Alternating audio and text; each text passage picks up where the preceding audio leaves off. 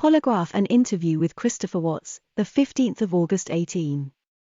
Frederick Police Department Detective, Dave Baumhover, requested Colorado Bureau of Investigation, CBI, Agent Tammy Lee, conduct a polygraph on Christopher Lee Watts, age 33, the 16th of May 1985.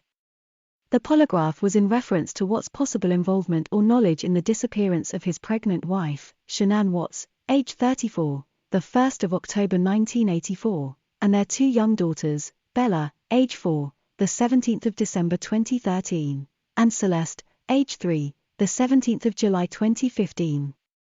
The polygraph was conducted on Wednesday, August 15, 2018, at which time Watts showed deception indicated on his polygraph. On Wednesday, August 15, 2018, Chris Watts voluntarily consented to a recorded polygraph interview. The interview took place at the Frederick Police Department, which was located at 333 5th Street in Frederick, Colorado. It was my understanding the primary purpose of the interview was to determine if Watts had any knowledge or involvement in the disappearance of his wife and two young daughters. The day before the polygraph interview, I assisted the Frederick Police Department with the initial investigation into the disappearance of Shanann, Bella, and Celeste Watts. I also observed a voluntary interview with Chris, which was conducted the prior evening by FBI Special Agent Graham Coder. During the interview with Special Agent Coder, Watts denied having any knowledge regarding the whereabouts of his wife and children. Watts was also adamant there was no infidelity in his marriage of any kind. Special Agent Coder asked Chris if he would be willing to take a polygraph and Chris agreed.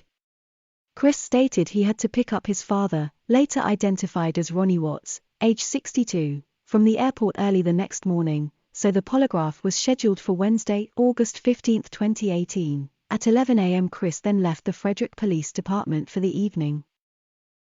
It should be noted that approximately 3 hours before the polygraph was scheduled to begin, 8 a.m., I received a phone call from Anadarko Regional Security Manager, Tony Husky.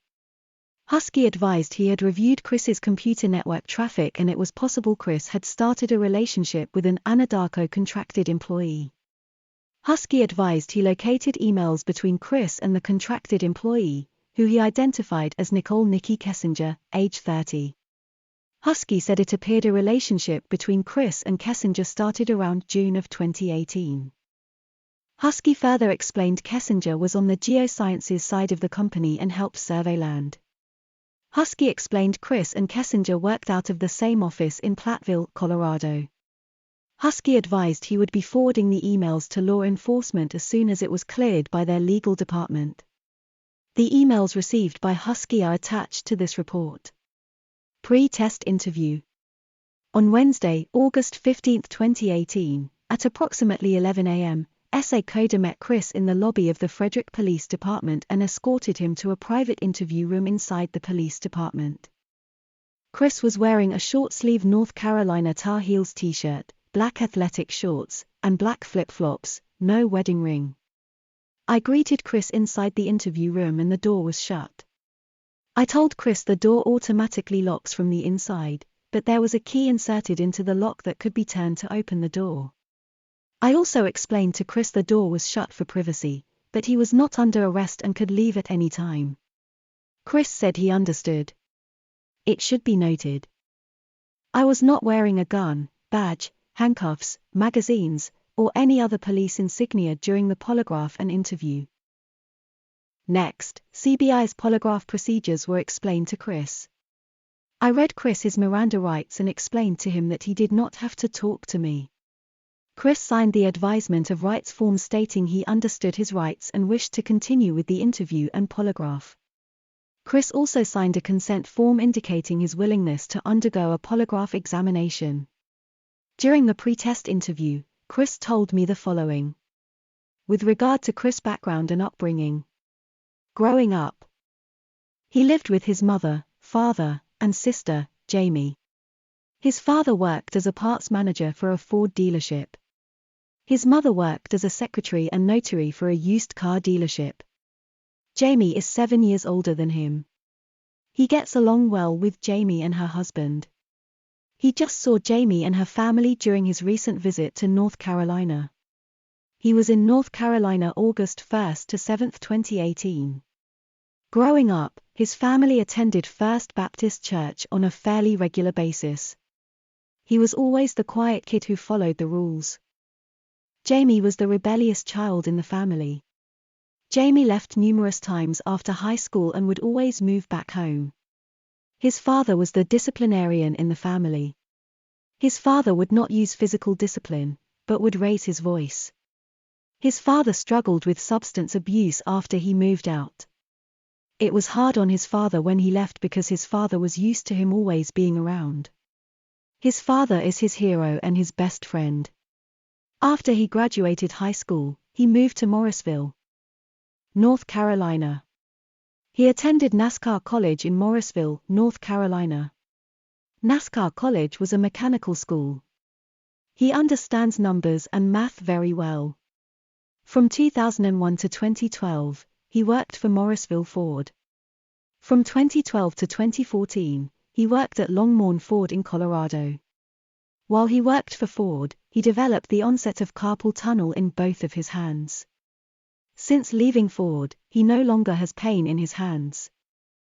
In 2014, he worked for Covenant Testing Technologies, oil field contractor. In January of 2015, he was hired to work at Anadarko. He currently works as a field coordinator with Anadarko. He usually helps his guys in the field and tries to get everyone off of work by 3 to 3:30 p.m. He usually starts his workday at 6 to 6:30 a.m. every day. Some people at work call him Rain Man because if he goes to an oil site once, he will remember it. He stayed the prior evening, Tuesday, August 14, 2018, at Nick and Amanda Thayer's house. He met Amanda while she was a director at Primrose School, where Bella and Celeste attended. Amanda currently works as a downline from Shanann in the company Thrive. Thrive sells vitamins and minerals that are all plant-based. Thrive is a 3-step system, which includes capsules in the morning, a protein shake with water, and a patch you wear on your skin. Thrive is extremely healthy. Chris weighed 245 pounds before he started using Thrive in 2016. Chris is a downline from Shanann, but she sells for him. Shanann knows he is not a seller and told him he would tell people too much about the product. One person at his work, Troy McCoy, buys Thrive from him. He and McCoy are both field supervisors for Anadarko.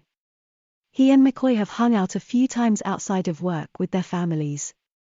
With regard to his relationship with Shanann, he met Shanann in 2010 through Facebook.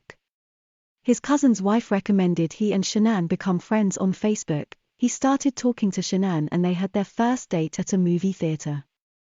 Shanann was not impressed with him because he came to the date very underdressed. He and Shanann's second date was at a rock concert. He and Shanann spent their third date at Myrtle Beach. Shanann suffered from lupus and it was acting up on their date at Myrtle Beach. On the drive back from Myrtle Beach, she laid on his lap the entire time. Shanann realized he was a really nice guy because he let her lay on his lap for 2.5 hours. He proposed to Shanann in 2011 at Ocean Isle Beach. Shanann is very OCD about organization and planned the entire wedding. In November of 2012, he and Shanann wed at the Doubletree Hilton in North Carolina. Their wedding was amazing. They spent their honeymoon in Myrtle Beach. In December of 2013, their daughter, Bella, was born. Bella was a gift because doctors warned them Shanann may not be able to have children due to her lupus. In July of 2015, Celeste was born. Bella was a mama's girl and Celeste was a daddy's girl. Celeste was rambunctious and was always moving until she fell asleep. Celeste loved riding in the airplane on the way back from North Carolina. He was excited when he found out Shanann was pregnant with their third child. Shanann had an ultrasound the prior week, August 8, 2018, and they found out they were having a boy. Shanann used fertility drugs with both Bella and Celeste. Shanann was not using any fertility drugs when she got pregnant with their third child. They only tried twice when Shanann got pregnant with their son. Shanann believed she got pregnant because she was using Thrive and had a much healthier lifestyle. Shanann did not suffer from postpartum with any of her pregnancies. Shanann found out she was pregnant with their son the first or second week of June 2018. Shanann is currently 14 to 15 weeks pregnant. With regard to the family's recent trip to North Carolina, he and Shanann went on a Thrive trip to San Diego the end of June 2018. He and Shanann returned from San Diego on June 26, 2018. Shanann's father watched their girls while they were in San Diego. Later the same day, June 26, 2018, Shanann, Bella, Celeste, and Shanann's father flew to North Carolina. While in North Carolina, Shanann and the girls visited both sides of their family. Shanann needed to meet up with some of her promoters and customers while she was in North Carolina. Shanann wanted both sets of grandparents to watch Bella and Celeste while she was working. Celeste's birthday occurred during their trip to North Carolina, so they had a birthday party for her. Shanann FaceTimed him during the birthday party, so he could watch it.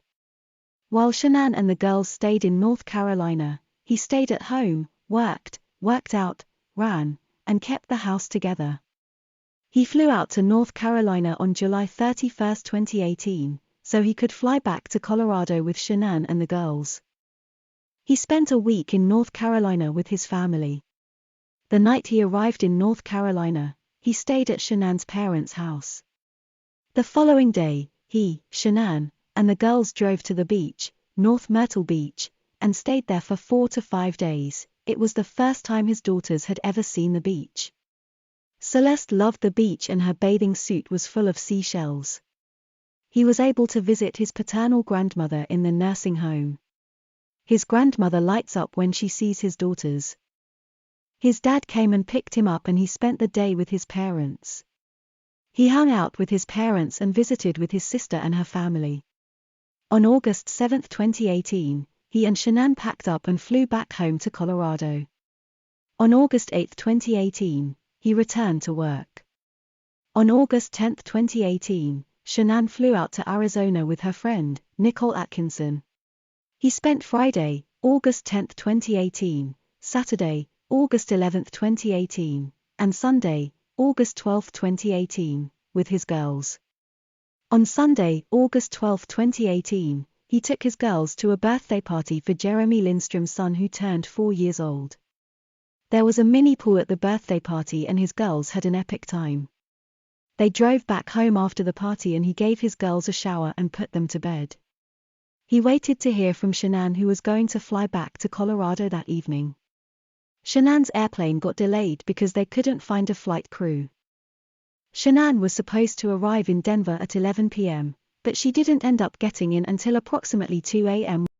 with regard to the events that occurred after Shanann arrived home from Arizona. Shanann returned home around 2 a.m. and got into bed. His doorbell alert showed Shanann walked inside at 1:48 a.m. His alarm went off at 4 a.m. so he could get up and go to work. He got up, brushed his teeth, and put on deodorant. He did not take a shower because he works in the oil field and showers when he gets home from work. Shanann told him before she got home that she wanted him to wake her up when he got up so she could shower and get the airport off me. He woke Shanann up after he got ready and they talked about selling the house and separating. He and Shanann's conversation was emotional. He and Shanann were both crying. After he and Shanann talked, Shanann said she was going to take the kids to a friend's house and she would return later the same day. He told Shanann that was fine and went downstairs to pack his lunch, fill up his water jug, and collect his computer. He loaded his truck and went to work. After he got to work, he texted Shanann at 7:40 a.m. because he hadn't heard from her and he didn't know where she was going. He texted Shanann and asked her to tell him where she took the kids. Shanann did not reply to his text. It is normal for Shanann to not respond to his texts because her priority is to respond to her direct salespeople. He continued working and at noon he realized he never heard from Shanann. He called and texted Shanann and said, "Hey, call me." At 12:10 p.m. he received a doorbell alarm on his cell phone stating someone was at the front door. Atkinson was at his front door, so he called her. He asked Atkinson what was going on, and Atkinson said she hadn't heard from Shanann the entire day. He thought, all right, this is kinda strange.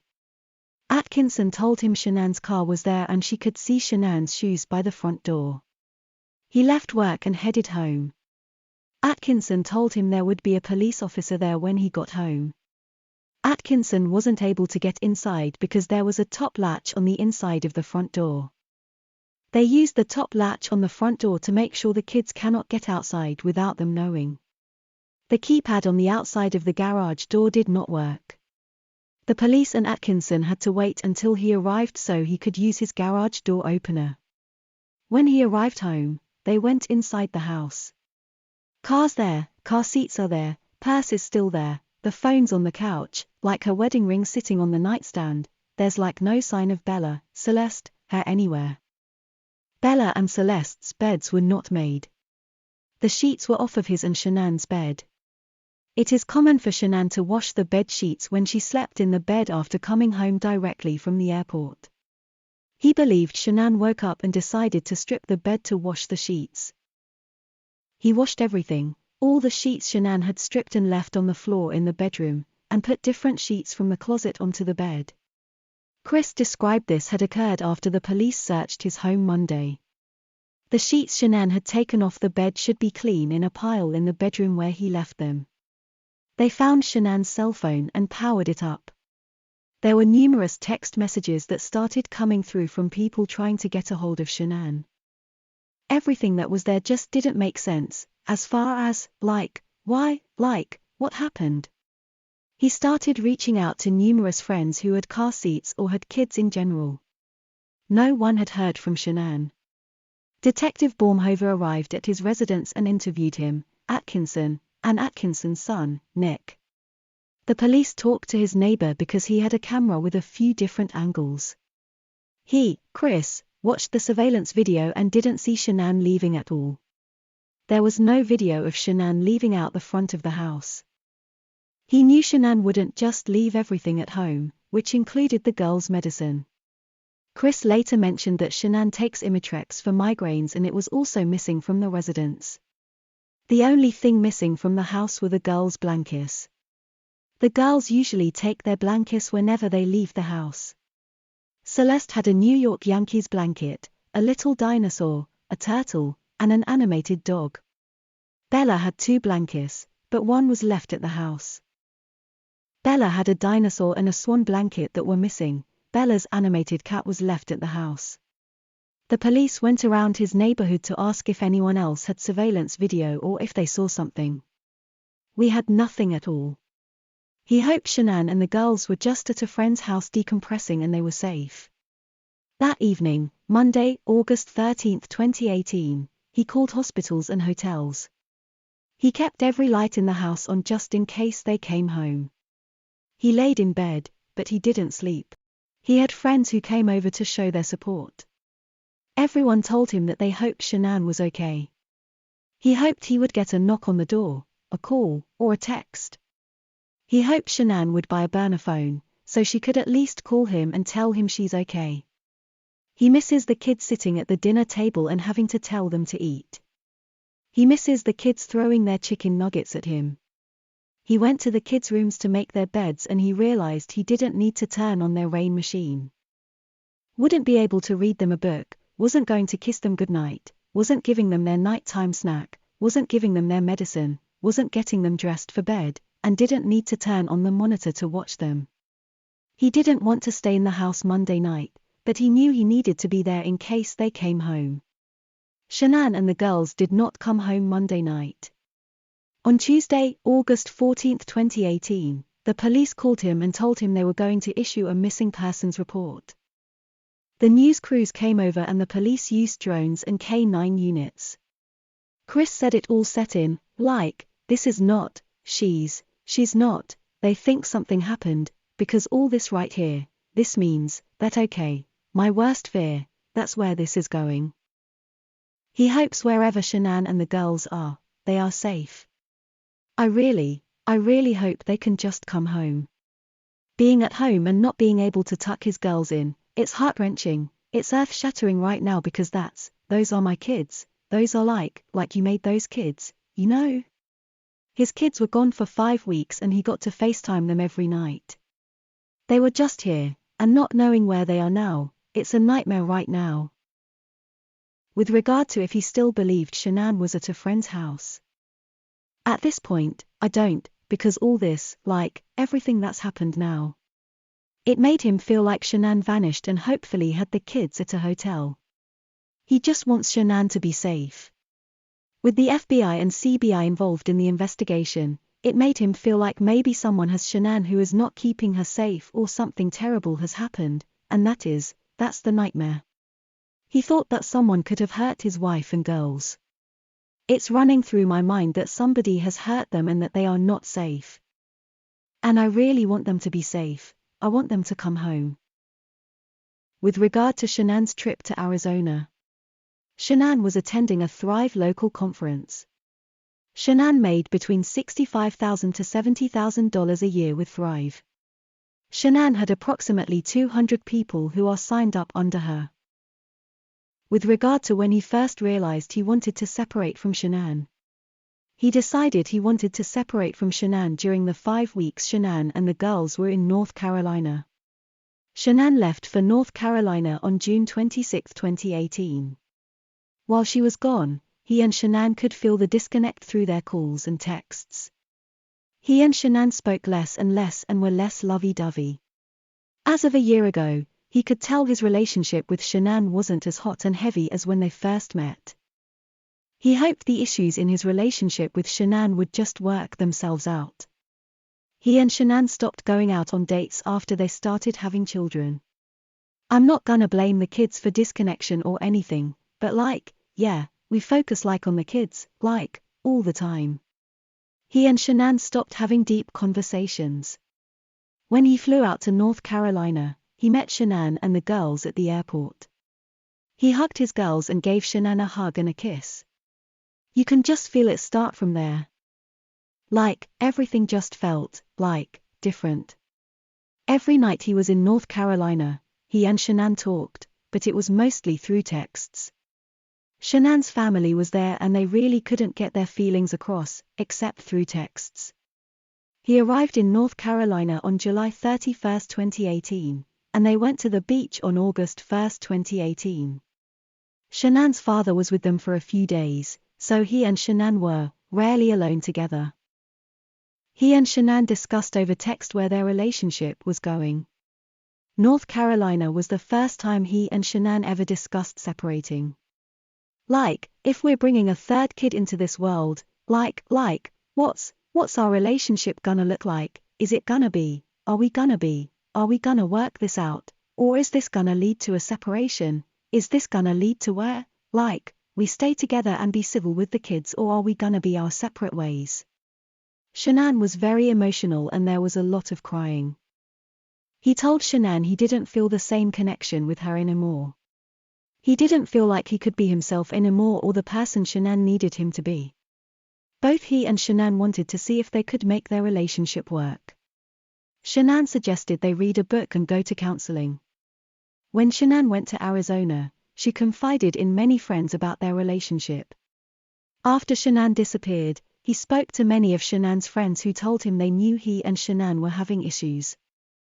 He wasn't aware if Shanann told anyone about the possible separation. Shanann's friends said they could tell her emotional state was different. He did not sleep in the same bed with Shanann while they were in North Carolina. He slept with the girls one night and slept on the couch.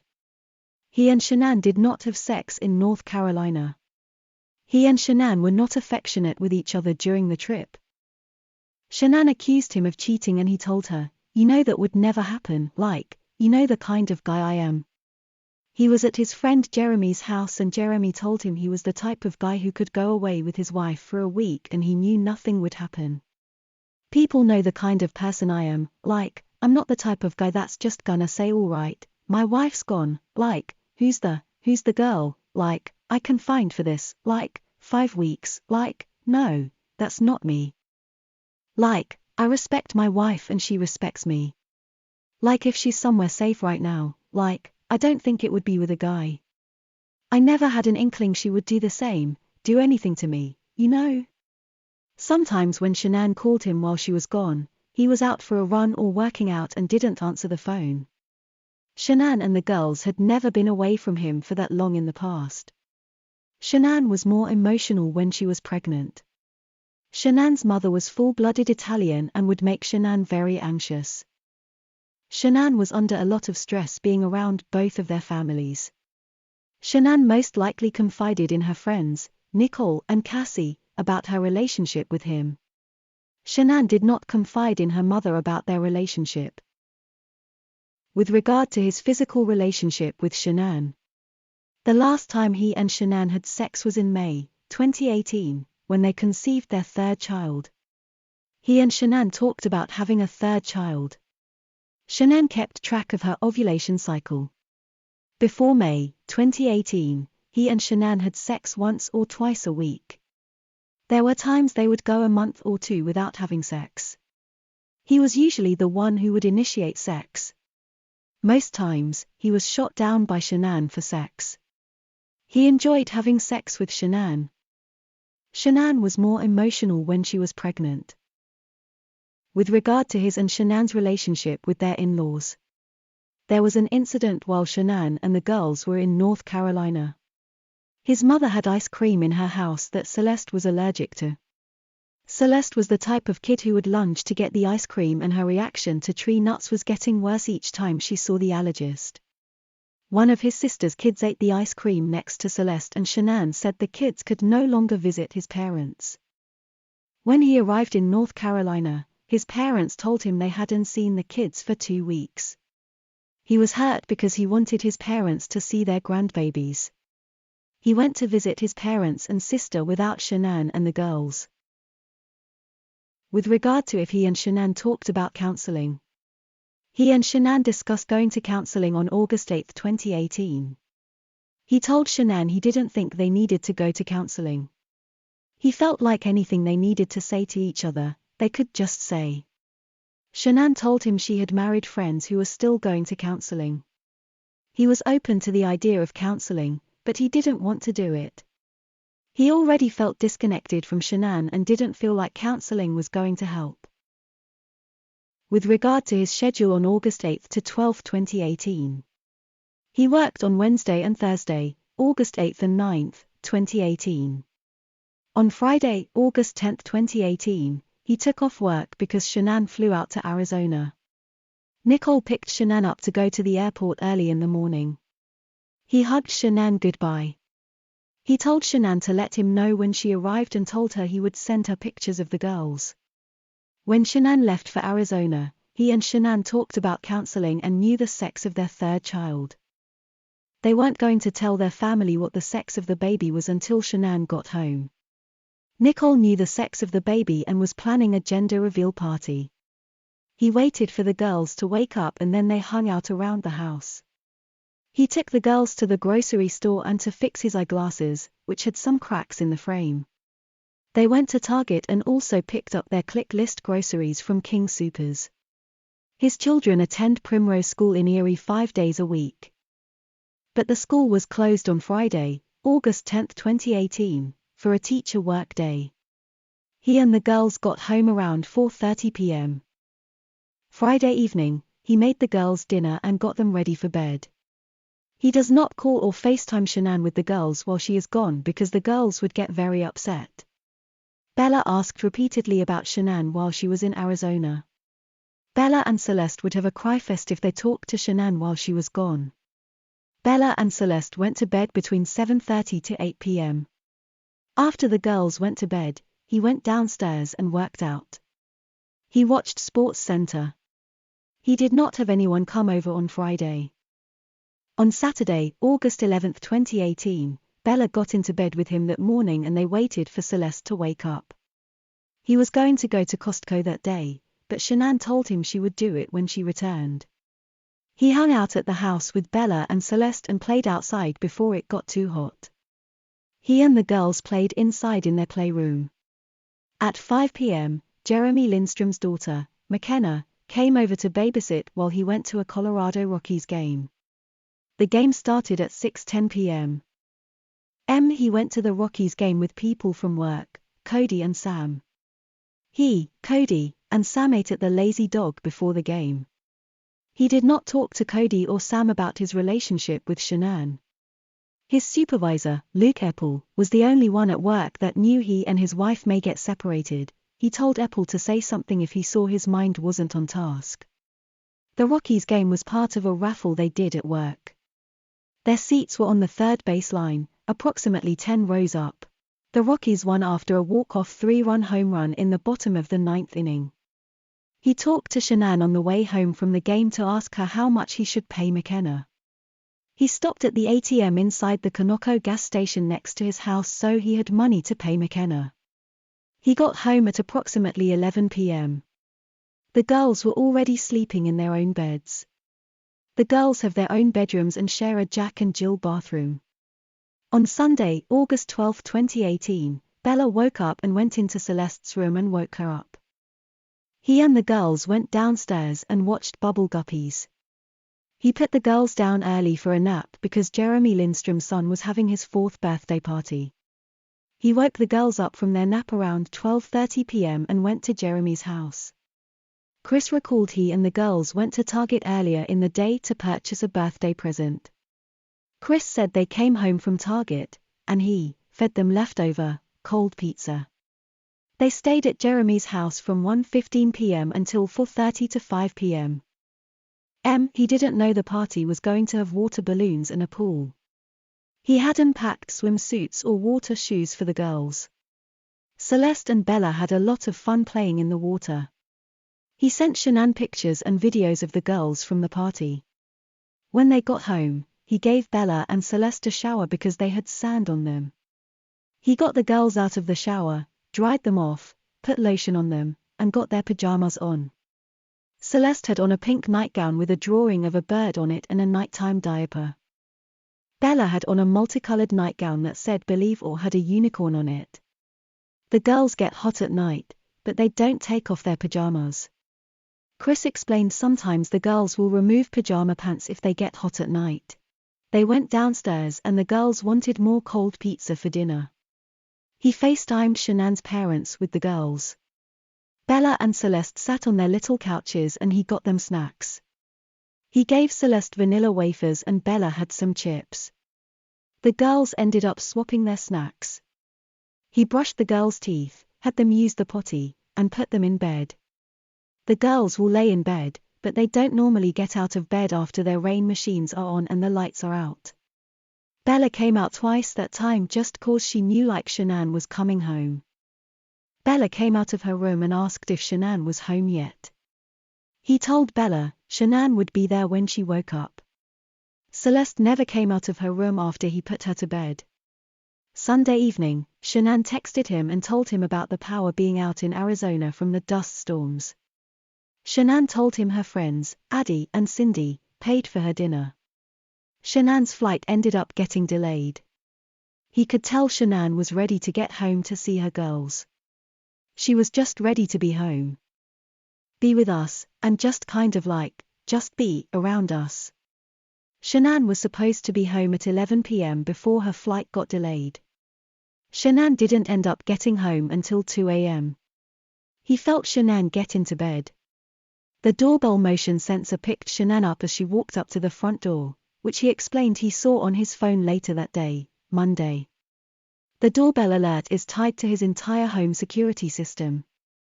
They have alerts on their front door, rear sliding door, garage doors, basement door, and motion sensors in their living room and basement, garden level. It will alert if a door is left open for a certain period of time. They only use the living room and basement motion sensors when they leave and set it to away. He couldn't check the surveillance system for any clues surrounding Shanann and the girl's disappearance because there had been so many alerts and the history didn't go back that far. He is not sure how many events his surveillance system can store. The only thing he saw that was strange was that when he left for work, the surveillance system said the garage door was left open at 5:27 a.m. A minute before receiving the notification that the garage door was left open, there was another notification stating the basement door on main floor leading down to basement, was left open at 5:26 a.m. He did not recall seeing the basement door open when he looked around the house for Shanann and the girls. He usually works out in the basement, but he didn't work out the morning of Monday, August 13, 2018. The surveillance system is called Vivint and it is an app on their cell phones. The surveillance system uses Shanann's email. The surveillance system was installed a few years ago. With regard to what happened when Shanann got into bed Monday morning, August 13, 2018. He felt Shanann get into bed. He sleeps facing the wall on the right side and Shanann sleeps on the left side of the bed. He did not believe Shanann unpacked her suitcase because it was still at home. He did not believe Shanann was using her cell phone after she got into bed. With regard to Shanann's normal nightly routine. Shanann would brush her teeth, use makeup remover, take balance, and lay in bed and text or call people. Shanann would charge her cell phone next to the bed. Shanann had an Apple Watch and would take it off and charge it each night. Shanann sleeps in a t-shirt and underwear. That morning, Monday, Shanann was wearing a t-shirt and underwear. Shanann always wore her wedding ring to bed. Shanann would only take off her wedding ring to color her hair. Shanann never stopped wearing her wedding ring even though they discussed separating. Shanann wore her wedding ring to Arizona. It was very unusual that Shanann's wedding ring was left on the nightstand. Shanann colored her hair the week before in North Carolina, so she did not color it at home. He got up at 4 a.m. and got ready for work. He went downstairs and made a protein shake, packed his lunch, filled up his water jug, collected his book bag, got his computer, and put more tools in his truck. Chris described his work truck as being parked on the corner of the house, west side. Shanann told him the night before to wake her up when he went to work so she could shower. He woke Shanann up because he didn't want to assume she wanted to sleep and he knew he needed to do what she said because he didn't want to make her mad. He slipped back into bed and rubbed Shanann's shoulder and head to wake her up slowly. He was on top of the covers and was fully dressed in his work clothes. He asked Shanann if she wanted to wake up and take a shower. Shanann said yes and he asked her if they could talk a little bit. Shanann agreed, so he told Shanann they needed to sell the house and downsize. Their mortgage was $2,700 per month. They lived in their home since May of 2013. Shanann had already contacted the realtor the week before. He suggested they get a less expensive house in Brighton or North Glen. He told Shanann he didn't feel a connection with her any longer.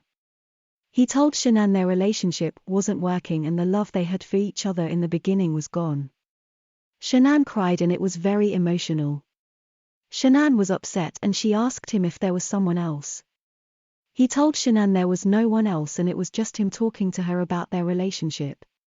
This isn't like somebody came into my life and took me from you. There's no outside influence coming from this. Shanann believed him that he didn't have anyone else in his life. Shanann wouldn't have an affair on him and she knows he would never cheat on her. The only time Shanann was suspicious of him was early in their relationship when they first started dating and he was still getting messages from other women. Shanann had full access to his cell phone and often used it to make posts on Facebook about Thrive. He never logged into Shanann's Facebook and only did recently because the police and news crews wanted to see pictures. He and Shanann talked from about 4:15 a.m. until 5 a.m. He hoped he and Shanann could sell their house and each leave with some money. He hoped Shanann would stay in Colorado because Shanann told him in the past that if they separated, she couldn't afford to live in Colorado on her own. He hoped they could split the money from their home and still live close to each other. During their talk, he and Shanann never got physical with each other. He and Shanann have never raised a hand to one another or struck each other for any reason. He and Shanann rarely even yell at each other. When he and Shanann talk, it's pretty civil. After he talked to Shanann, he backed his work truck, F-250, up to his garage door so he could load his large clear containers, O-rings, earbuds, and some combination wrenches from his personal toolbox. Chris explained he normally takes his tools out of his work truck every Friday and backs up to his garage door and loads his tools when he returns to work after the weekend. His work truck was backed up about 1/8 of the way into the garage because Shanann's car was parked inside. His work truck won't fit in the garage because it is too long. It took him approximately 10 minutes to load his work truck. He loaded his truck from 5:15 a.m. until approximately 5:25 a.m. He got into the truck, hit the button for the garage door to close, and drove to work. With regard to his route to work Monday morning, he took Saratoga Trail, right on Windham Hill Parkway, right at the roundabout to County Road 7, left on County Road 52, took County Road 52, east, to I-76, took I-76 to Roggan, and then drove out to Servey Ranch, possibly on County Road 386. He knows where everything is located in his area. When he arrived at work he went to Servey 319, Servey 1129, Servey 1029, and Servey 629. Chris later estimated Anadarko's oil well sites cover approximately 10 to 20 square miles.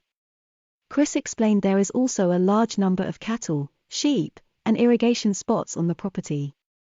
When he arrived at work at approximately 6:45 a.m., he first went to Servey 319, oil well site. No one was there when he arrived, but Troy McCoy, Melissa Parrish, and Chad McNeil showed up. Cody Roberts was working, but he was working at Servey 1029. McCoy, Parrish, and McNeil arrived at Servey 319 around 7:15 to 7:30 a.m. He was trying to pressure test the line to see if he could find a leak. McCoy, Parrish, and McNeil weren't at Servey 319 when he arrived because most days the workers either go to the office or the field first. He knew Roberts had a leak at Servey 319 over the weekend, so he wanted to check it out and make sure they didn't have a health, safety, or environmental issue on their hands. I asked Chris if it was normal for him to leave his house around 5:30 a.m. and arrive at the oil well site at 6:45 a.m. Chris said, I usually leave between 5:30 and 6 o'clock, somewhere around there. I just knew it'd take us a little while to get out there. I wanted to be out, we usually like to start work at 6:30. He did not stop anywhere along his trip to work on Monday morning. He did not see anyone he knew on the way to work. He called McCoy, Roberts, and McNeil while he was out at the oil field. But the calls wouldn't go through. He worked at Servey 319 from 6:45 a.m. until approximately 8 a.m. He worked at Servey 629 until approximately 8:30 a.m. Chris explained no other workers were at Servey 629 when he was there. He drove over to Servey 1129 at 9 a.m. to see if it was ready to run, and it wasn't. He left Servey 1129 at 10 a.m. At 10 a.m., he drove to Servey 1029 and stayed there until he left to come home at 1 p.m. With regard to the policies pertaining to having civilians in his work truck, Bella and Celeste have played in his truck a few times. Shanann has been in his truck to see what he had in there, but she had never ridden in his truck. They are only allowed to take other Anadarko employees and trainees in their work trucks, with regard to if he made any phone calls while he was at work. He texted Roberts, McCoy and McNeil and ended up calling and talking to Epple to let him know he was out at the Servey Ranch. He texted Shanann and also tried to call Shanann, but she didn't answer and his call went to her voicemail. He called Atkinson after he received the front door bell alert. Atkinson told him Shanann hadn't answered anyone. She could see the shoes Shanann wore home from the airport sitting inside the front door, and Shanann's car was in the garage. He wouldn't know if Shanann had other pairs of shoes missing because she has an entire shoe closet. He called Epple on his way home from work to let him know they couldn't find Shanann or the kids. With regard to if he called Primrose School. Yeah. I don't remember what time that was, but I asked if the kids were there. I asked Chris if he had any other conversation with Primrose that morning. He told Primrose that they were more than likely going to put the house up for sale and he wasn't sure if they would be staying in the area. He told Primrose he wanted the kids to stay on the waiting list. Primrose charges on Mondays for the week and Monday was going to be the girls' first day back. With regard to the route he took to get home. He drove I-76 west to County Road 52 west, and took it home. With regard to Chris's financial situation. Last year, he and Shanann spent approximately $25,000, over $500 each week, for their daughters to attend Primrose School. Shanann had surgery on a compressed disc in her neck last year. He and Shanann had insurance, but the surgery was over $100,000. He pays over $500 per month for health insurance through Anadarko. Shanann handled all of the finances, so he did not know how much they had left to pay on her medical bills. Celeste had acid reflux and they had medical bills related to her endoscopies. They had numerous medical bills related to Celeste's allergy testing, Celeste's blocked tear duct, and both girls had tubes in their ears and their adenoids removed. Both of his girls had inhalers for child asthma. Celeste took Singulair for her allergies, and Bella and Celeste took medication for acid reflux. They owe approximately $8,000 to $10,000 in credit card debt. Their Lexus was paid for by Lavelle, Thrive, through a car allowance. He and Shanann filed for bankruptcy 2 years prior. He does not recall how much was discharged during the bankruptcy. He knew when the kids returned to school that they would be living paycheck to paycheck. Shanann recently took out $10,000 from his 401k to catch up on their mortgage payments. Chris believed the loan against his 401k was taken out approximately 5 months ago. They were 3 months behind on their mortgage payments. They had received a letter from Chase Bank pertaining to their delinquent home loan. He and Shanann were stressed out about their financial situation. He currently owes his mortgage payment for August 2018, which is due tomorrow, August 16, 2018. He currently has $2,000 in his Chase checking account and approximately $1,500 in their USAA checking account. Almost all of their credit cards are maxed out. Shanann had only been paying the minimum payment on their credit cards. With regard to life insurance, he has a policy on Shanann and the girls through Anadarko. Bella and Celeste had a $20,000 per each policy and Shanann had a $50,000 or $100,000 policy. He has his own policy and he believed Shanann may have gotten another life insurance policy on her own. Shanann got their policies through his cousin's wife, Nicole Kennedy, so he does not know how much they were. Shanann and Nicole had a falling out over a money thing. He believed Nicole and Shanann's old boss believed Shanann had embezzled money from the business. Shanann's old boss owned a bunch of wheel shops. He believed the accusation against Shanann occurred around 2010, which was right before he met Shanann. Shanann and her old boss are still good friends and her old boss has been contacting people around the world about her disappearance. He has not talked to Kennedy for years. With regard to what he believed happened to Shanann, Bella, and Celeste, Chris said, the first day I thought she was with somebody. He thought Shanann was decompressing at a friend's house.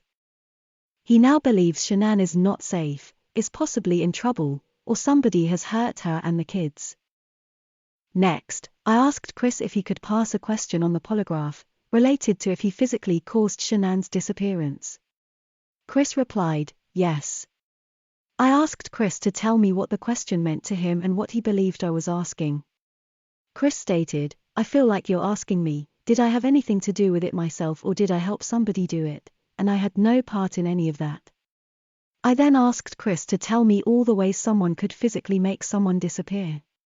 Chris replied, I mean, if you're talking about what I've seen on the movies or how people, if you read about other people, I mean, you hire somebody, like a hitman, I'm just being honest.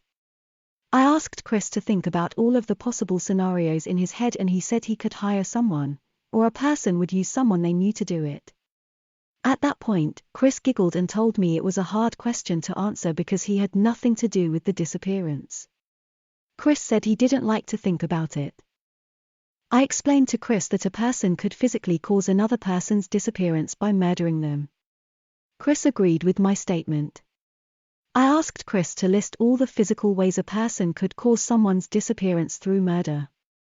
Chris stated, stab someone, shoot someone, hit them with a blunt object, What else is there? I mean, use a weapon of like a gun or a knife. Chris appeared to be thinking, so I said, you could smother someone. Chris repeated what I said and I immediately said, you could strangle someone. Chris said, you could hang some, yeah, you can, all that kind of things. I mean, it's hard to even think about that kind of stuff right now. I continued with telling Chris a person could drown, shock, or burn someone to death. I asked Chris if he could think of any other ways to murder someone and he said, lure them into a trap, I guess. I asked Chris to explain and he said you could have someone waiting around the corner and an accident could happen, such as getting hit by a car. I told Chris that a person could kidnap another person and he agreed and said someone could take a person somewhere and torture them and leave them without food or water. Chris then stated that a person could poison another person or beat them to death as a way to make them disappear. I asked Chris if he would have an issue with that question on the test and he said he could definitely pass that question. I explained to Chris that I wanted him to make sure that I only wanted to know if he physically caused Shanann's disappearance. I told Chris that sometimes people can feel guilty for causing someone to leave, such as telling a spouse you wanted to be separated. Chris said, that's why I feel like a jackass right now. I reiterated to Chris that the test was only to ask if he physically caused her disappearance by murder, kidnapping, etc., not just caused her to leave because she was upset over their conversation Monday morning in bed. I explained to Chris that I was only going to ask him about Shanann on the test. I told Chris that it wasn't hard to assume that Shanann and the girls were most likely somewhere together. Chris asked, that's gonna loop the kids with it though. Right? I explained to Chris the polygraph test I was going to administer was only going to ask him questions about Shanann. Next, I told Chris I was going to ask him on the polygraph test if he was lying about the last time he saw Shanann. Chris replied, no. I asked Chris to describe the last time he saw Shanann and he said the last time he saw her she was in bed after he talked to her. Chris said Shanann was lying in bed, and had just told him she was going to take the girls to a friend's house and she would be back later. Chris said Shanann was lying on her right side and she had mascara running down her face. Chris explained Shanann didn't take her makeup off before she went to bed that morning.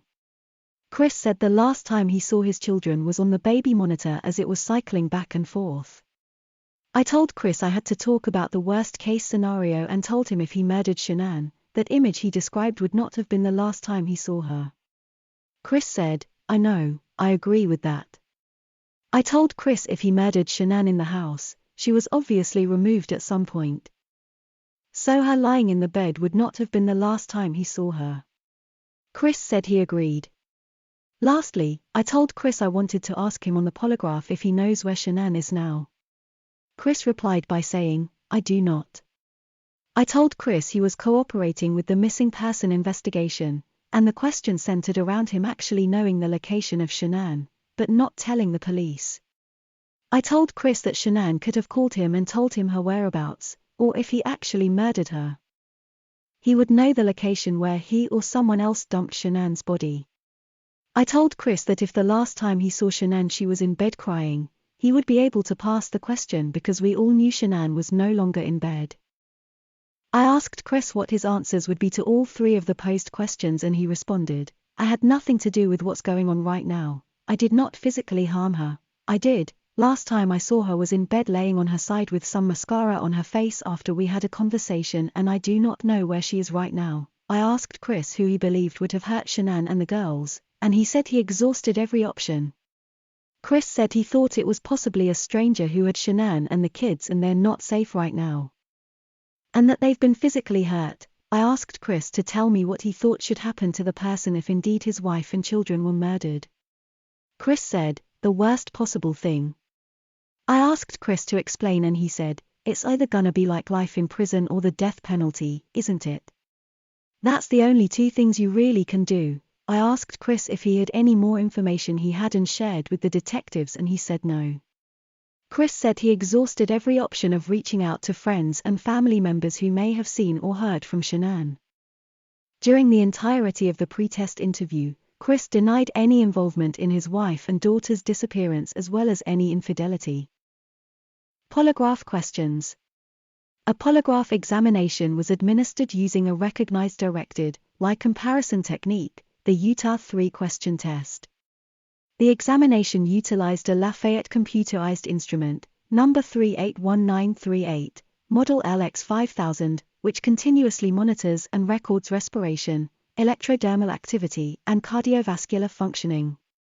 In addition, a motion sensor pad designed to record peripheral behavior activity and cooperation during the examination was utilized.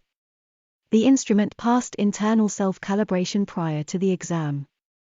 I conducted a known acquaintance test to assess Chris's suitability for testing and to establish baseline physiology. Chris was able to follow instructions and showed suitable responses. The following relevant questions were defined and reviewed in detail and asked of Chris over 3 chart repetitions. Number 1. Did you physically cause Shanann's disappearance? Answer: no. Number 2. Are you lying about the last time you saw Shanann? Answer: no. Number 3. Do you know where Shanann is now? Answer: no. I assessed Chris' psychophysiological responses to the above relevant questions. It is my professional opinion Chris was not being truthful during the testing. Global analysis of the physiological data revealed it was of sufficient interpretable quality to complete a standardized numerical analysis of the test results. Analysis of the polygraph tests using the empirical scoring system resulted in statistically significant numerical scores that support a conclusion of deception indicated when Chris was answering the above listed questions. Post-test interview. While I was out of the room scoring the polygraph charts, Chris remained in the interview room and watched videos on his cell phone of his girls giggling and playing. SA Coder and I returned to the room to speak with Chris about his deception. We also had a printed photograph of Bella and Celeste we placed on the table in front of Chris. I informed Chris it was clear he was not honest during the testing and he did not pass the polygraph test. Chris replied by saying, "Okay." I told Chris we now needed to talk about what actually happened. Chris stated, I didn't lie to you on that polygraph, I promise." SA Coder told Chris it was time and asked him to stop and take a deep breath. I told Chris that I appreciated him coming to take the polygraph even though he knew he wasn't going to pass the test. I told Chris he stayed because he knew he needed to get everything off of his chest. I asked Chris if he could start again and tell us everything that happened. Chris said everything he said was true. I told Chris the most important thing was to find out what happened to Shanann, Bella, and Celeste. Chris said, okay. I told Chris that holding the lie inside of him would do nothing for him and he responded, I know this, I'm not, trying to, cover things up. Chris said he wants his wife and children to come back home. I told Chris he knew his wife and children were not coming back home. Chris continued to say he hoped his wife and children would come back home and I don't know they're not coming back home. SA Coder explained to Chris that we were confused and we had received a lot of leads over the past day. Chris continued to say he didn't know where his wife and children were located. Chris said, if I could have my babies back home right now, I would. I want them back. I want everybody back. That is the God's honest truth. SA Coder told Chris he couldn't understand why there were 2 Chris's. Chris then said, I cheated on her, I'm not proud of it, she accused me of it, I denied it, and I feel horrible for it, she was pregnant, I didn't hurt her, I cheated on her, I hurt her emotionally. Chris admitted he also did not attend the Rockies game. Chris said he went to dinner with her the night of the Rockies game. Chris said the 5 weeks he spent alone, he spent it with her. Chris explained he fell out of love with Shanann because he fell in love with her. SA Coder asked Chris what her name was, and Chris said he didn't want to get her involved in what was going on, and didn't want to ruin her life. Chris said she was a wonderful person who knew he was married and that he was having issues in his marriage. Chris said he told her he was going to get separated from Shanann, but he didn't know what that was going to look like. Chris said she took his breath away and he never thought in a million years something like that could happen. Chris said he never felt the same way about anyone in his lifetime as he did about her. SA Coder told Chris that he didn't think his girlfriend hurt anyone and asked Chris if they could leave her, out of it and get back to talking about his wife and daughters. Chris agreed. SA Coda asked Chris where his wife and children were located and he said he didn't know. Chris said the affair was the only thing he was holding back. SA Coda reminded Chris that he was not questioned about infidelity on the polygraph. SA Coda then informed Chris we already knew all about his girlfriend, Nikki, later identified as Nicole Nikki Kessinger, age 30. SA Coda told Chris we were very concerned about his wife and daughters and Chris said he was also concerned. SA Coda told Chris that it should have been the happiest time in their marriage. SA Coda said he believed Shanann may have been a controlling person who didn't listen to him and could do whatever she wanted. SA Coda said he wanted to give Chris an opportunity to help us find Shanann and the kids. Chris said he would do whatever he could to help us, police, find his wife and children. Chris said he didn't know where his wife and kids were located. SA Coda reminded him that his father flew across the country and was waiting in the lobby. SA Coda told Chris he was lying to his father and everyone he talked to. SA Coda pleaded with Chris to help us find his babies. Chris said he wanted to find them. SA Coda asked Chris if we could go back and talk about that night. Chris agreed and SA Coda told Chris the police had his Alexa, which he explained was trained to record distress, and the police also had the contents of his Kessinger's and Shanann's text messages. SA Coda asked Chris to tell us again about that evening. Chris reiterated he woke up at 4 a.m. and woke up Shanann at 4:15 a.m. to talk about the house and separation. SA Coda asked Chris if they talked about Kessinger and Chris said Shanann accused him of having someone else. Chris said he denied having an affair. Chris said Shanann asked him why he had a $68 at dinner the other night and asked him if there were two of them at dinner. Chris admitted the charge came from his dinner with Kessinger. Chris said he couldn't bring himself to admit the affair because he and Shanann were already crying very hard. Chris said he told Shanann he just wanted to separate. SA Coda asked Chris about selling the house and Chris said Shanann initiated the selling of their home the week prior because both of them knew they couldn't afford to live on their own. Chris said Shanann contacted their realtor named Ann. On Monday, August 13, 2018, he sent Ann a text message asking what she could do. SA Coda then asked Chris to tell him about the pregnancy. Chris said Shanann was about 80/20ths when they talked about the pros and cons of having a third child. Chris said after Shanann got pregnant, she told everyone it was his idea.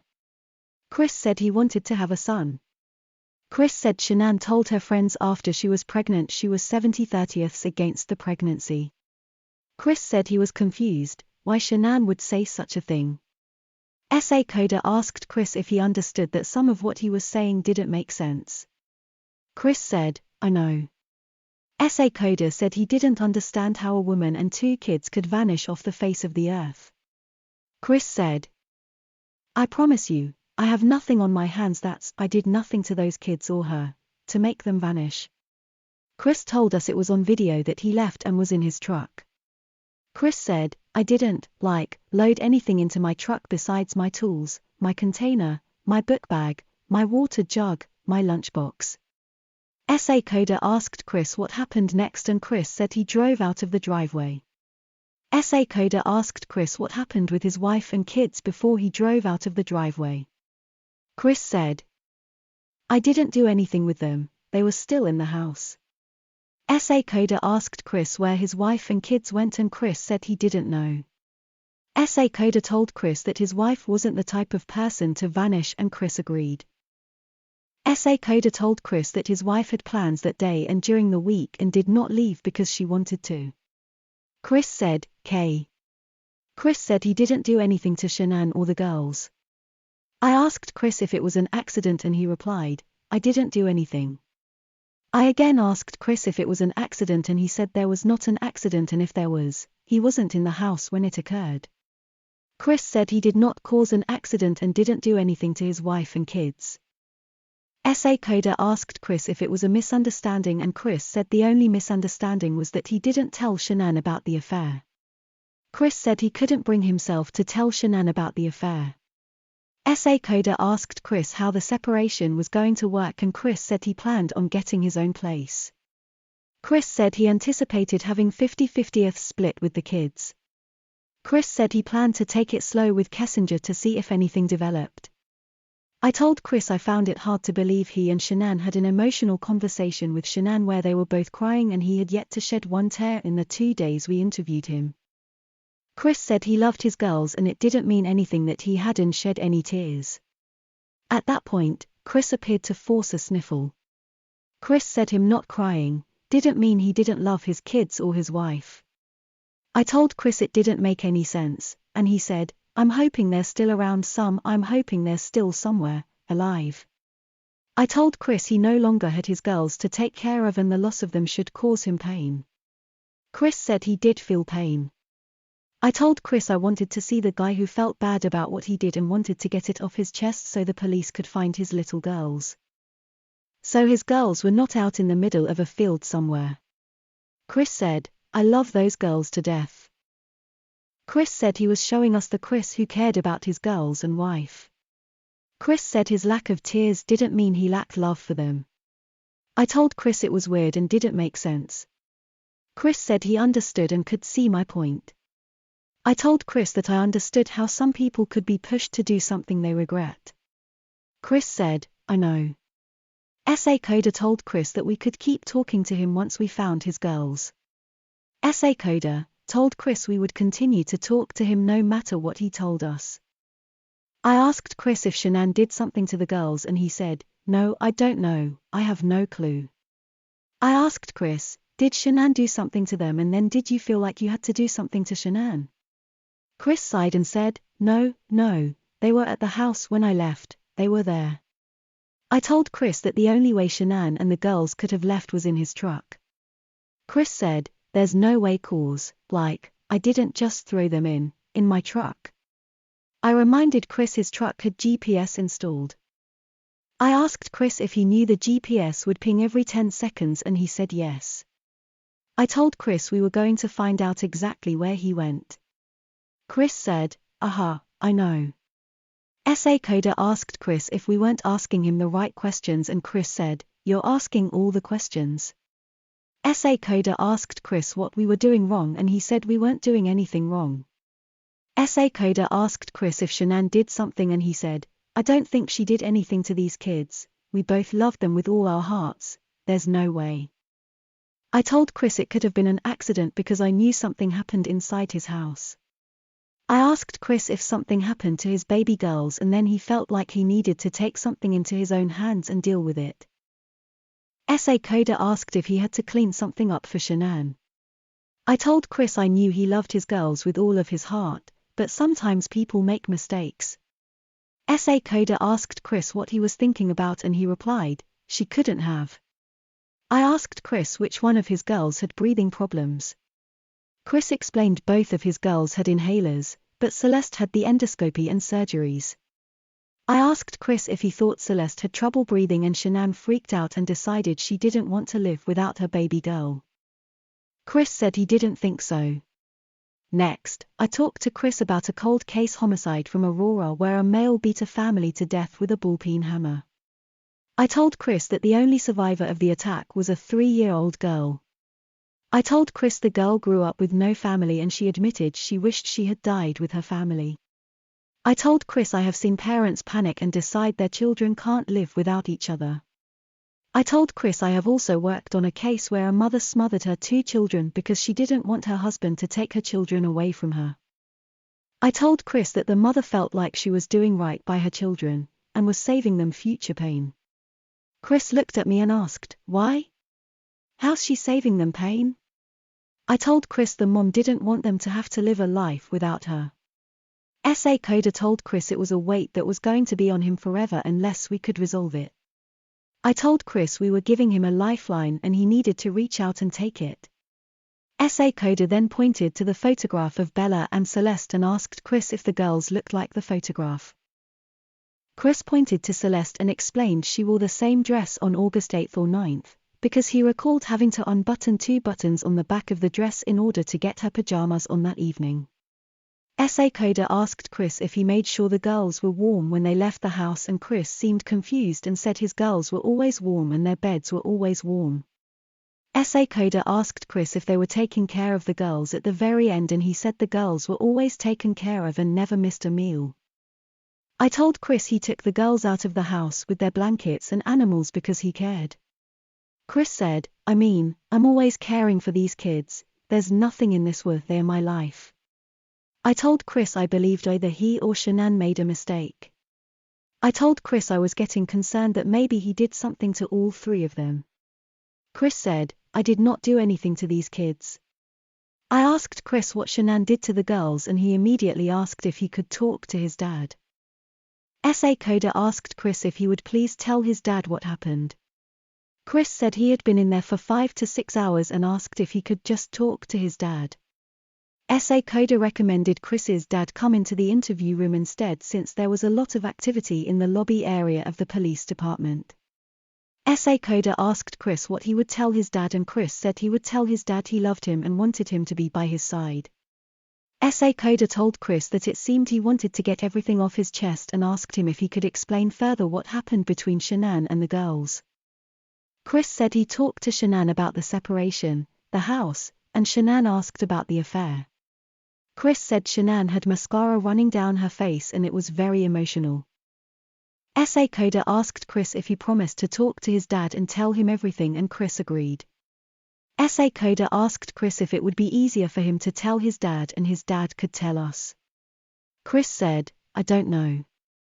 SA Coda said he believed Chris was the type of guy who needed to take responsibility. SA Coda said he was worried his dad would distract him, and Chris asked if SA Coda meant it would distract him from talking to us. Chris said he just needed to talk to his dad. At that point, SA Coda and I met with Chris's father, Ronnie Watts, in the lobby. Ronnie was wearing a polo shirt that had Papa Ronnie embroidered on the chest. We explained to Ronnie that Chris wanted to talk to him about what happened. We also informed Ronnie that everything that was said in the interview would be audio and video recorded. Ronnie said it was fine and told us he understood. Ronnie was escorted to the interview room, and we told Ronnie and Chris they could have as much time as they needed. Chris pointed to the digital recorder on the table and asked if we were going to leave it in the room, and we said yes. The door was shut for privacy, but still had the key in the lock. Ronnie asked Chris if he was going to tell him what was going on. Chris told Ronnie he failed the polygraph. Chris said, they're not gonna let me go. Ronnie asked if there was a reason why the police wouldn't let him go. Chris said the police knew he had an affair. Ronnie asked Chris if he was going to tell him what happened. Chris said when he and Shanann had a conversation that morning, it was emotional as they spoke about the separation. Chris said he went downstairs and then told his dad, I don't want to protect her, but I don't know what else to say. Ronnie asked him what happened, and Chris replied, she hurt them. Chris said, and then I freaked out and hurt her. Ronnie asked Chris if Shanann and the girls left after that, and Chris didn't answer. Ronnie asked if Shanann started hurting the kids, and Chris said, they were. Ronnie told him to talk to him and tell him what happened. Chris whispered, she smothered them, they were smothered. Ronnie immediately asked, they what? Chris answered, she strangled them. Ronnie asked, she smothered them or choking them? Chris replied by saying, I didn't hear anything. When I was downstairs, I came back up and they were gone. I don't know, talking to her about that, talking to her about the separation and everything, about, I don't know, what else to say. 'Cause I freaked out and I did the same thing to fucking her. Those were my kids. Ronnie asked Chris if Shanann freaked out over the separation as he was leaving for work. Chris said Shanann laid back down when he went downstairs, but he heard a little commotion upstairs and didn't think much about it.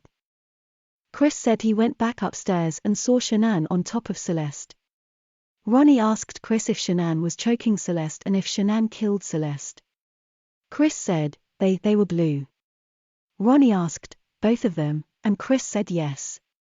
Ronnie asked if Shanann choked both of them to death and he said, I freaked out and did the same thing to fucking her. Ronnie said, oh my god. Chris said he didn't call the police about what happened. Ronnie asked, so then what did you do, haul the bodies off or something? Chris said he didn't know what else to do and freaked out. Ronnie reiterated that Shanann choked both Bella and Celeste to death and he, Chris, lost it and choked Shanann. Ronnie clarified with Chris if he choked Shanann and Chris said, that's just, it's rage. Chris told his dad he was sorry and Ronnie told him he knew he was sorry. Chris said he knew Shanann knew in her heart about his affair, but she was waiting for him to admit it. Chris said he believed Shanann just lost it because she knew he was cheating and he denied it. Ronnie asked Chris if that was the point Shanann went off and Chris said it was when Shanann started crying. Chris asked his dad what was going to happen. Ronnie asked if Shanann was upset over the separation or the affair. Chris said he believed Shanann thought he was having an affair. Chris said he kept denying the affair to Shanann. Chris said he had talked to Shanann prior about separating, but Shanann hoped they could go to counseling. Chris said he didn't want to go to counseling. Chris told his dad it would be the last time he would see the light of day. Ronnie questioned why Shanann would have to hurt them babies. Ronnie continued to apologize to Chris and told him he would love him no matter what. Ronnie asked Chris if SA Coda knew about what happened and Chris said he wanted to tell him first. Ronnie said, well, we need to find a good lawyer and see what in the hell they can do. At that point, SA Coda and I re-entered the interview room and Ronnie said, come on in. I asked Chris if he was doing okay and Ronnie said, no, he's not. I sat down next to Chris and asked Chris to help us work through everything with him. I asked Chris to tell us what he told his dad. Chris said after he and Shanann had their conversation Monday morning. Shanann accused him of the affair and he denied it. Chris said Shanann knew in her heart that he was having an affair. Chris said Shanann also knew about the dinner from Saturday night and that it was too expensive for just him. He said he went downstairs, started packing up some things, and heard a couple things upstairs. Chris said he didn't think anything about the noise. He said he continued packing and went upstairs to talk to Shanann before he left for work. Chris said he saw in the baby monitor that Bella's covers were pulled off and she was just lying in bed. He said he figured Bella was just hot. Chris said the baby monitor cycled over to Celeste's bedroom and she, Shanann, was in there with her, on top of her. Chris said he freaked out and ran into Celeste's bedroom and got on top of Shanann. He said Celeste was blue, and those were my babies, those were my kids. I asked Chris what happened and he said, I did the same thing to her. Chris said he was in Celeste's room when he did the same thing to Shanann. He then described that he put Shanann back in their bed. Chris said he didn't know what to do and was shaking. Chris said, both my kids were blue and they were gone. Chris said, and then in just like, blind, I'm not that person, like, she hurt my kids, fuck, I had to do the same thing to her. I asked Chris what happened after Shanann was in her bed and he said he pulled the sheets back over Shanann and covered her up, cause I couldn't see, I couldn't look at her, I felt horrible for what I did, then I look at my kids and see what she did. I asked Chris where Shanann and the girls were located now and told him we needed to find his babies. SA Coda told Chris we could help him get his girls out of the cold. Chris said, they're gone, there's no bringing them back. I asked Chris where they were and they were located at the first location he went to at work that day, which was Survey 319. I asked Chris where they were located at Survey 319 and he said, right there, off the site. I asked Chris how he picked the location and he said it was the first site he was supposed to go to that morning. I asked Chris where we would find the girls at that site and he said, I didn't know what to do, I didn't know what to fucking do, like, none of this made sense, why would she hurt my fucking girls? I asked Chris if his girls were in something or under the ground. Chris didn't answer, so I asked him if he would take us out there. Chris said there was no way he wanted to go out there. Chris said he would go if we wanted him to, but he didn't want to go. SA Coda asked Chris if he could point to where the girls were located and then we could get them out of the cold. Chris said he was sorry and started to cry.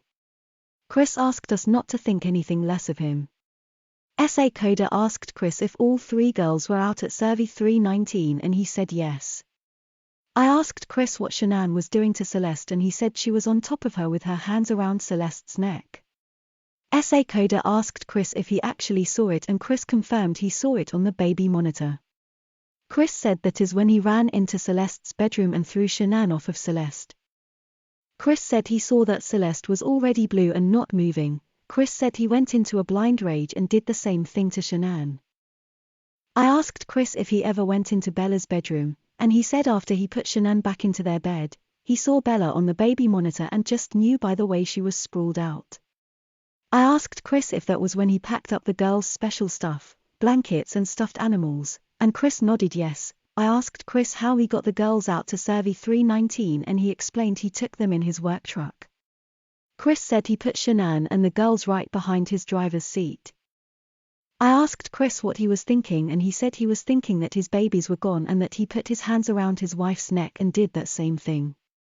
I asked Chris if Shanann fought back and he said not much because he had a lot of rage. I asked him how he knew Shanann was dead and he said he knew because she wasn't moving. At that point, Ronnie asked us to look at Shanann's Facebook page.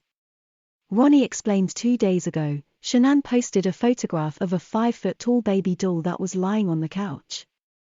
Ronnie said the doll was completely covered with a sheet. Ronnie said, I'm thinking this might have been planned, I don't know.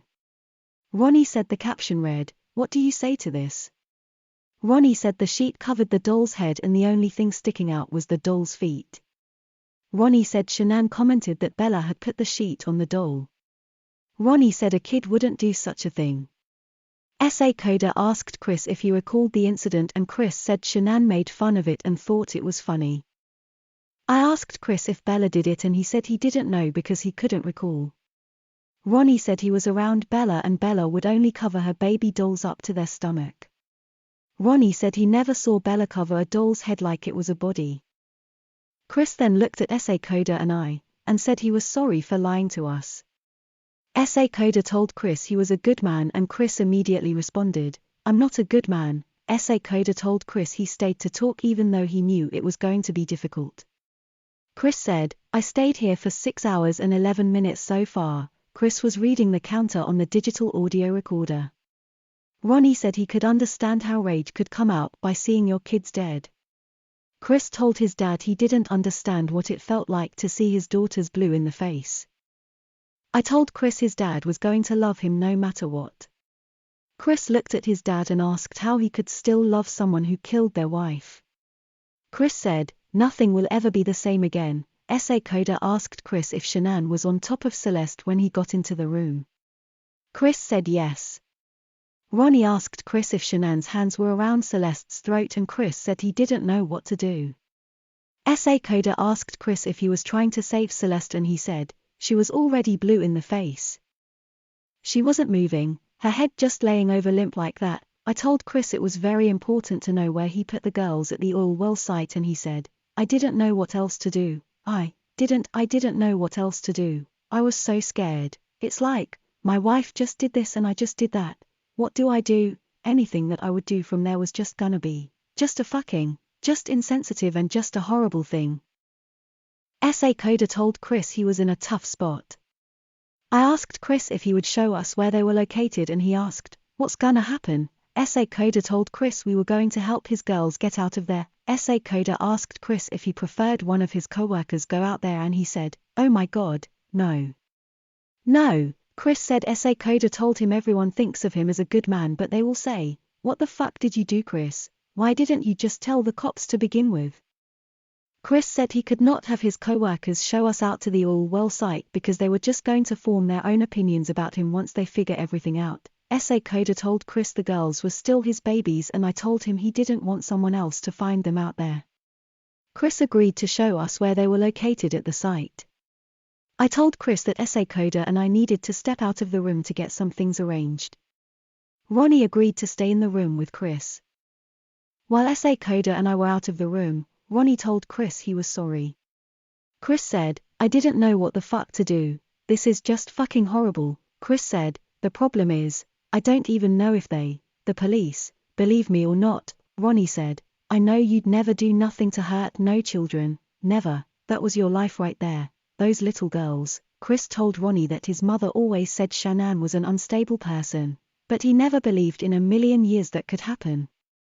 Ronnie said he was asked if he thought Shanann could do anything to hurt Bella and Celeste and he told them, no. Herself. Maybe. Ronnie said he didn't have a clue Shanann could do such a thing. Chris asked his dad, why did this happen to me? Why did this happen to those two little girls? Ronnie told Chris he was sorry. Ronnie told Chris he would get him a lawyer and would see what they could do.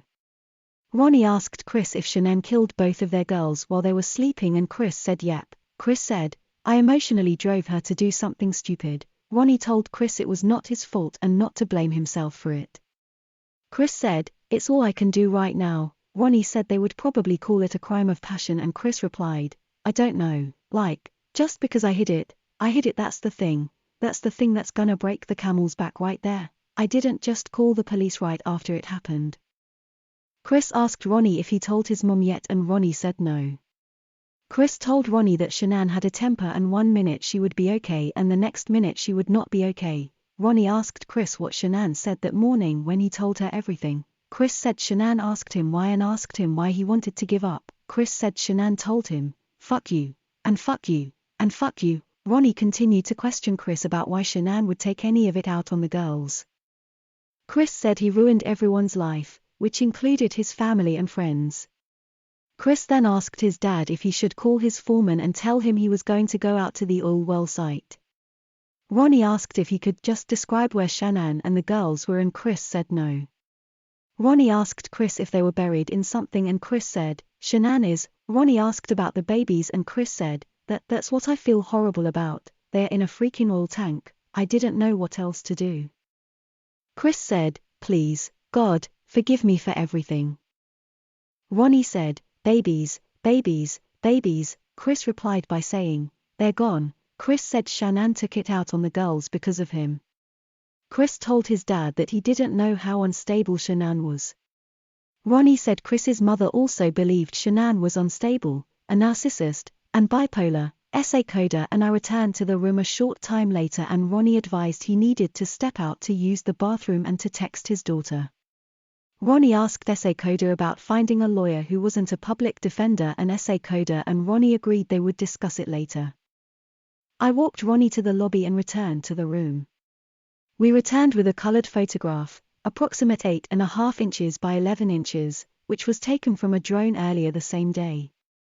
The drone had flown over Survey 319 and the image showed a tank, battery and a field surrounding the site, which included the image of what I was informed was a sheet near the bottom of the photograph. I asked Chris what the photograph was and he confirmed it was of Survey 319. I asked him to tell me the location of Shanann and his girls. Chris asked how old the image was and I told him it was taken today. Chris looked at the photograph and pointed to the patch of dirt in the field below where the tank batteries were located. Chris advised Shanann was buried at that location. Chris then pointed to both oil tanks and advised Bella and Celeste were in the tanks. I gave Chris a pen and asked him to mark where everyone was located. Chris put an S where Shanann was located and a B and C on each oil tank to indicate where Bella and Celeste were located, separate tanks. I had Chris sign the bottom of the photograph and I labeled it with the date and time. Essay Coder asked Chris if the girls were inside the tanks and he said yes.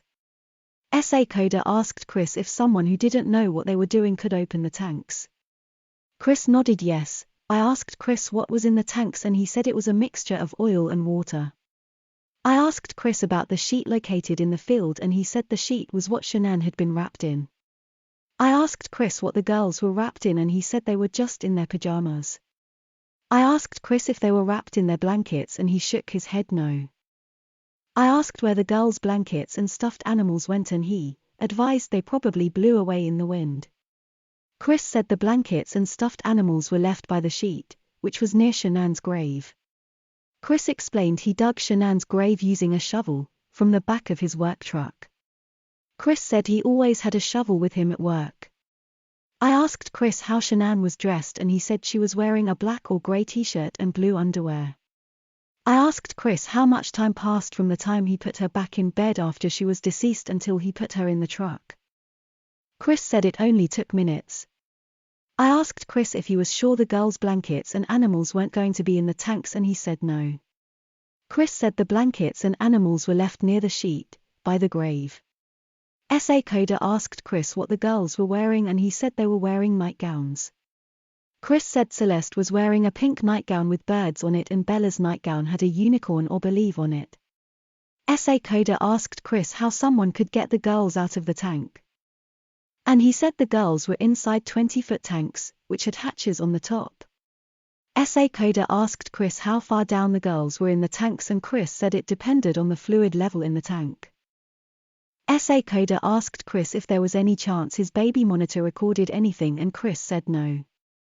SA Coda asked Chris what he believed made Shanann snap. Chris said it was Shanann knowing he had an affair, even though he didn't admit anything. Chris said Shanann needed him to admit it and he refused. SA Coda reiterated some of the events Chris had told us and asked him again what he saw when he went downstairs on Monday. Chris said he heard commotion upstairs, but didn't think anything of it. Chris said he figured one of the kids got up. Chris said he decided to go back upstairs to talk to Shanann and go to their room, or master bedroom. She wasn't in there. Chris said he looked in the baby monitor, which was beside the master bed. Chris said he saw Bella and observed Bella's covers pulled back and she was sprawled out on her bed. Chris said after 3 to 5 seconds, the baby monitor cycled over to Celeste and he observed Shanann on top of Celeste and ran into Celeste's bedroom. Chris said Shanann was straddling Celeste on the bed. Chris said he walked up from behind when Shanann's on the bed. Chris demonstrated that it looked like Shanann's hand was on Celeste's neck. Chris said Celeste was lying on her side, so he pulled Shanann off. Chris said Celeste was limp and blue, there's no movement at all. Chris said, you pick her arm up and it just falls. Chris said he looked at Shanann, got on top of her and did the same thing. Chris denied having to knock Shanann down and said he pulled her off and onto the bed. Chris said he lost it. Chris said Shanann ended up lying down on the bed, crossways, when he pulled her off. Chris believed Celeste had a queen-sized bed. Chris said Celeste was in the middle of the bed with her head near the headboard when he ran into the room. Chris then showed us an image on his cell phone of Celeste's bedroom. Chris said he didn't believe Shanann put up a fight because he lost it so much. Chris said he felt so much anger that he didn't feel anything else when he strangled Shanann, and he has no marks on his body. Chris said he was numb, but he felt strangling Shanann was over fast. SA Coda asked Chris if it was possible Shanann's neck was broken, and he said he didn't think so. Chris described strangling Shanann with both of his hands. I asked Chris if Shanann was strangling Celeste with one hand or two, and he said he came from the back and wasn't sure. Chris then explained he knew Shanann was on top of Celeste, but the monitor was black and white because it was dark. SA Coda asked Chris if he had any idea why Shanann would have hurt the girls, and he said, we both loved those kids more than you know. Chris said people in his family have always told him they believed Shanann was unstable. Chris said his friends, later identified as his friend Mark, also told him they thought Shanann was unstable. Chris then said, I don't want to paint a bad picture of her. I told Chris it didn't look good. SA Coda asked Chris if it was possible we would see something on the girls other than the cause of death being Shanann's hands. Chris said, no. SA Coda told Chris it was hard to believe his wife did it, and Chris said, I know. SA Coda asked Chris if it was possible Shanann did one daughter and he did Shanann and the other daughter. Chris said no. SA Coda asked if it was possible we may find his handprints on the girls' necks, and he said, no, Lord no. SA Coda told Chris we would be able to compare the diameter of the finger marks on the girls' necks, and Chris said he understood. I asked Chris what he was thinking about, and he said he let his family down. Chris said he let down his dad, his mom, his sister, nephew, nieces, friends, co-workers, everybody. I asked Chris about the point when he witnessed Shanann strangling Celeste and pulled Shanann off. I asked Chris if he thought about calling an ambulance, and he said Celeste was blue and limp. Chris said he had never seen anything like it in his life. Chris said Celeste was laid over, wasn't moving at all and no gasp of breath. Chris said Celeste was totally just blue. I told Chris I had been doing my job for a long time, and I told him most parents will never be able to fathom their child is dead, even if their kid is stiff or blue. Chris said parents always want to call to see if someone can revive their child. I asked Chris to explain what was going on in his head, and he said, the rage that I felt for what she did, it just took over. I asked Chris if he agreed it sounded weird, and he said, I understand, I see where you're coming from. I told Chris that I would hate for Shanann to get a bad rap if she didn't have anything to do with it. Chris said, I know. I told Chris it wouldn't be fair, and he said, I know. I asked Chris if he wanted to tell us the truth about what happened, and he said it was the truth. Chris said, I did not hurt these girls. I asked Chris if he was good with the public knowing Shanann killed her daughters. Chris immediately responded by saying, I did not hurt these girls. I asked Chris the question again, and he said, yes, 'cause I did not hurt these girls. I told Chris I didn't think he meant to hurt his girls, and he said he didn't hurt them. I told Chris he didn't save them either, and he said, I know that. Chris said none of it made sense. I asked Chris if he was sure Shanann didn't catch him in Celeste's room, and he said, no, my God, no. SA Coda told Chris that it looked like Chris found a new life, and the only way to get the new life was to get rid of his old life. SA Coda told Chris he believed Chris killed the girls before Shanann came home. Chris said no. Chris's voice started trailing off as he said, this is the truth. Chris said he was not a monster and didn't kill his babies. SA Coda asked what was going to happen when the girls' cause of death comes back to him. Chris said it wouldn't come back to him because he was 100% positive the girls' death wouldn't come back to him. SA Coda asked who it would come back to, and he said, Shanann was on top of Celeste. Chris said Bella was laid out, sprawled on her bed. Chris said his fingerprints were not going to be on Celeste's neck and the fingerprints would belong to Shanann. Chris said he did not witness what Shanann did to Bella. SA Coda asked Chris why he took the bodies out of the house and buried them. Chris said he was scared and didn't know what to do. Chris said he was scared of what everything was going to look like. Chris said, my 2 babies were gone and I just did that to my wife. Chris said it was a nightmare. I told Chris that it seemed like Shanann was a pretty good mom, and he said, I was a pretty good dad as well. Chris said, you don't really know a person until you don't know a person. I told Chris I would hate for people like Shanann, Bella, and Celeste who couldn't defend themselves, to have someone lie about them. SA Coda asked Chris why he didn't put Shanann in the tanks, and he said he didn't know what to do. Chris estimated Shanann was buried approximately 2 feet down in the ground. Chris estimated it took him 20 to 30 minutes to dig Shanann's grave. I asked Chris how often the tanks are checked, and he estimated once a week. I asked Chris if he wanted someone else to find his girls, and he said he didn't know what else to do. Chris said he was going to serve E319 anyway that morning and didn't know what else to do. SA Coda asked Chris what he meant from his prior interview when he talked about something happening to his wife and daughters, which was an act of pure evil. Chris said he was referring to the evil that he witnessed when Shanann was on top of Celeste. Chris said he also felt evil for what he did to Shanann. SA Coda asked Chris again about what he witnessed in Celeste's room. Chris said Shanann was wearing the same clothes he buried her in. I asked Chris if Shanann ever went to bed when she got home, and he said all of that was true. I told Chris it appeared Shanann may have been up purchasing hair care products at 2:30 a.m. on her cell phone and her credit card was denied.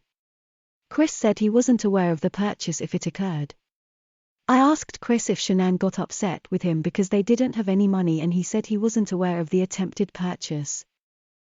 SA Coda asked Chris if it was possible Shanann would have a black eye, and he said no. Chris said he did not punch or slap Shanann. SA Coda asked Chris if Shanann would have a stab mark on her body, and he said no. SA Coda asked Chris if the coroner was going to find out they were poison, and he said no. I asked Chris about what he talked to Kessinger about before his wife got home, and he said they always talk and it was about their day. Chris said Kessinger only knew about the disappearance by what she saw on the news. Chris said Kessinger didn't know his wife was pregnant, but she does now.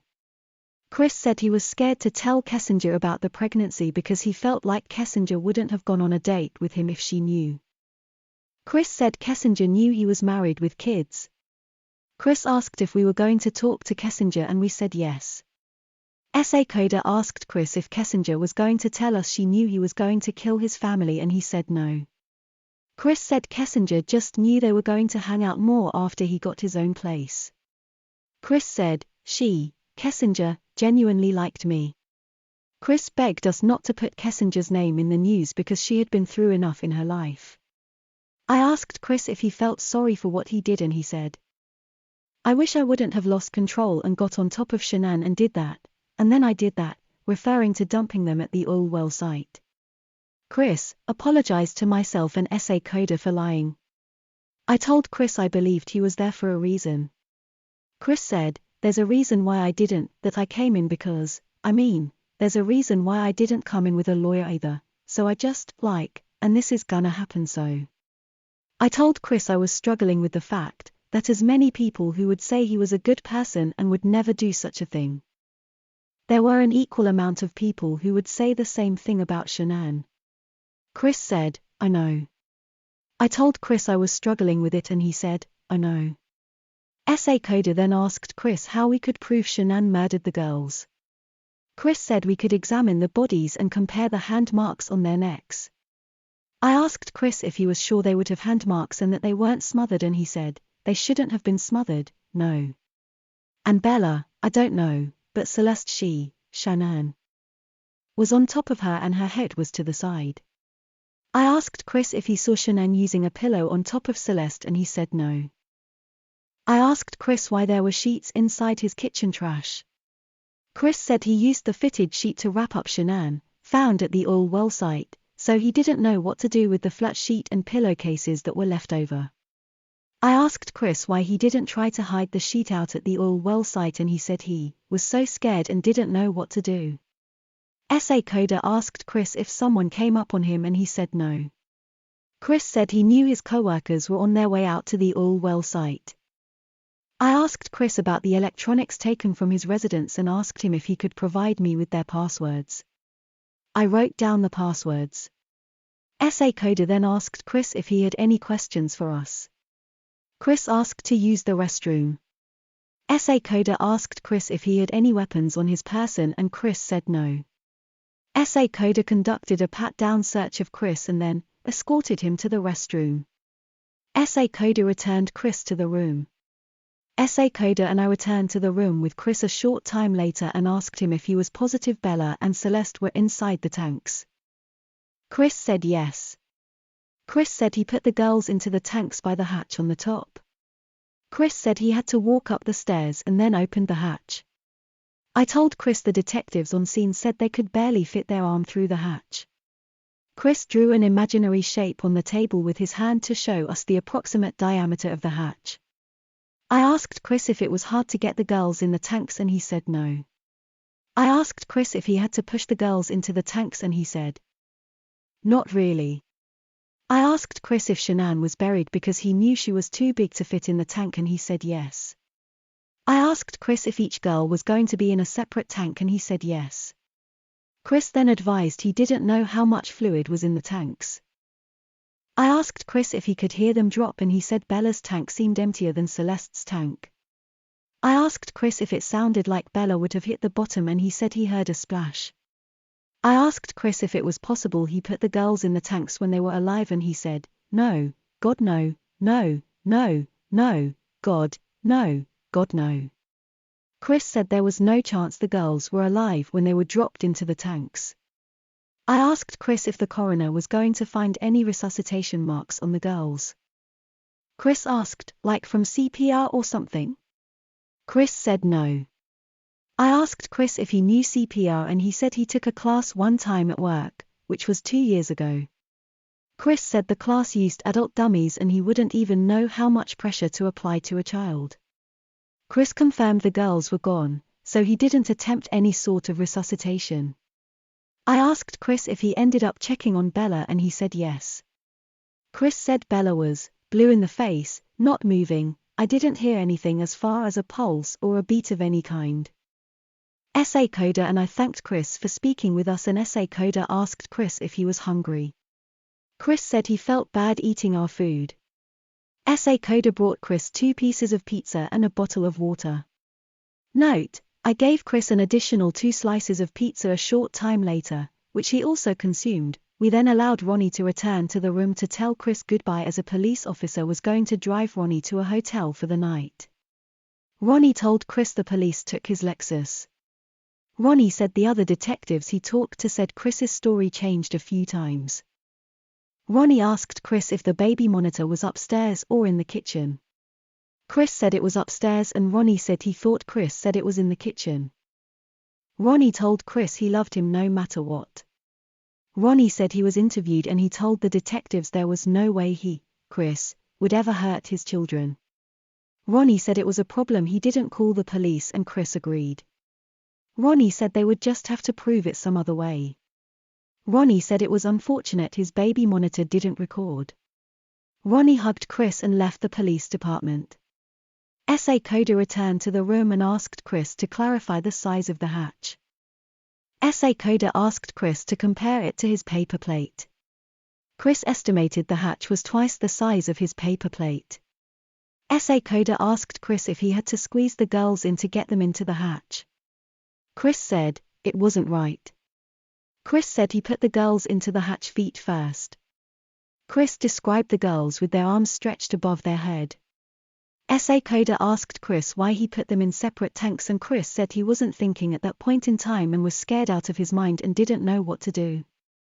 Chris said he walked up the staircase and put one daughter in the tank and then returned with the second daughter and put her in the second tank.